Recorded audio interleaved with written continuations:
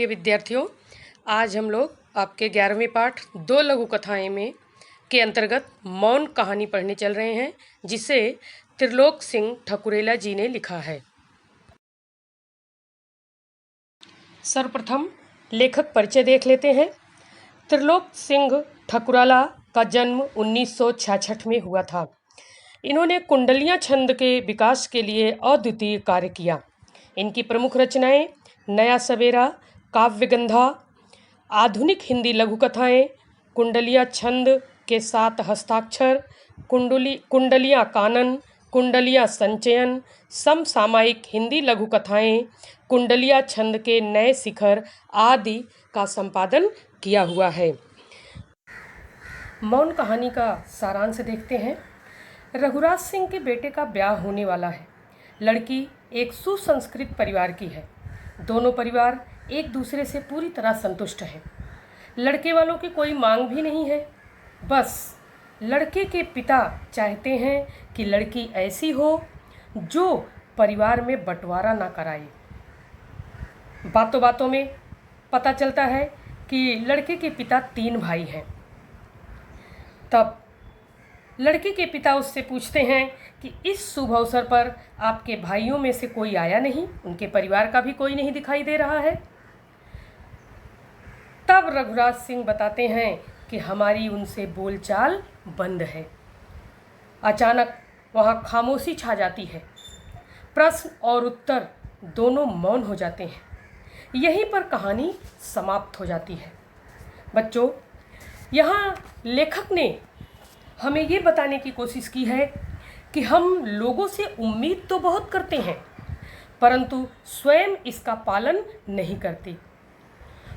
कथनी और करनी में अंतर होता है। हमारी वाणी तथा आचरण में फर्क बताकर दोहरा चरित्र जीने वालों पर यहाँ लेखक ने व्यंग किया है कि किस प्रकार से वे स्वयं अपनी बहू से तो चाह रहे हैं कि घर में बंटवारा ना कराए, लेकिन अपने स्वयं सगे भाइयों से उनकी बातचीत बंद है। तो ये हमारे समाज का एक चेहरा है जो कि दूसरों से सिर्फ उम्मीद करते हैं और अपने ऊपर वो कोई भी चीज़ लागू नहीं करते। तो इस कहानी से हमने ये सीखा कि हमें मनसा वाचा कर्मणा एक होना चाहिए, वरना समाज में हमारी हम समाज में हंसी के पात्र बन जाएंगे। बच्चों, त्रिलोक सिंह ठकुरेला जी की मौन कहानी आपने पढ़ी। अब हम दूसरी कहानी असाधारण के द्वारा एक बालक के स्वाभिमान को देखते हैं। असाधारण कहानी का सारांश देखिए। लेखक कहीं जा रहे थे, बस स्टॉप पर खड़े थे। तभी एक बच्चे ने उनसे बूट पॉलिश करवाने के लिए कहा। लेखक घर से करवा कर आए थे, इसलिए उन्होंने साफ मना कर दिया। लड़का दूसरे लोगों के पास जाकर वही बात कहने लगा कि मेरी बोहिनी नहीं हुई है, कोई बूट पॉलिश करवा लो।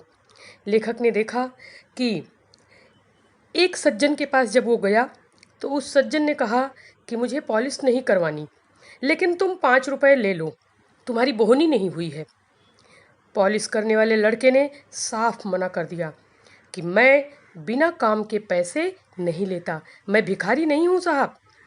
उसके स्वाभिमान को देखकर सब लोग दंग रह गए।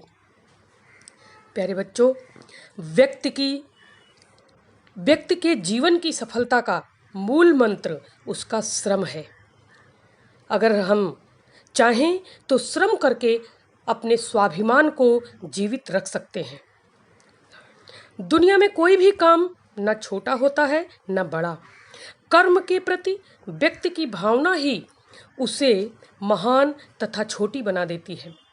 संसार में अनेक ऐसे उदाहरण हैं जहां लोगों की परिश्रमशीलता ने सफलता का शिखर छुआ है। व्यक्ति को स्वाभिमान के साथ जीना चाहिए। वह काम कोई भी करे, उसे स्वयं को हीन नहीं समझना चाहिए। स्वाभिमान के साथ परिश्रम करने का कोई भी विकल्प नहीं है। हमें सभी के स्वाभिमान का आदर करना चाहिए। यही बात इस कहानी के द्वारा लेखक ने समझाया हुआ है। बच्चों, कहानी आपको समझ में आ गई होगी। अब इसके प्रश्नोत्तर भेजूंगी, वो आप लिखिए और उसे याद करने की कोशिश कीजिए। अगले वीडियो में पुनः मिलने का वादा करते हुए मैं आपसे विदा लेती हूँ। धन्यवाद।